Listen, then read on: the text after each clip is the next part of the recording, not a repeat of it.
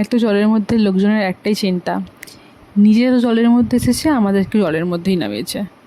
কিন্তু আমি না এসব কিছুই ভাবিনি। আমি তো ভাবছিলাম যে আমাদের এই দেশের কথা, আমাদের এই সমাজের কথা, আমাদের এই এত লোকজনের কথা, যাদের যারা মানসিক দিক দিয়ে আস্তে আস্তে অসুস্থ হয়ে যাচ্ছে, তো এদেরকে সুস্থ করার দায়িত্ব তোমাকে নিতে হবে।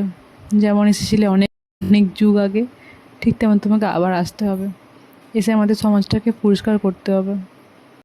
আর এই কলিযুগের ছেলেরা নিজেদের কৃষ্ণ ভাবে, তোমার সঙ্গে তুলনা করছে নিজেদেরকে। এরা শুধু লীলাখালা করতেই ব্যস্ত, যে উনি তো করেছিলেন, আমরা কেন করব না।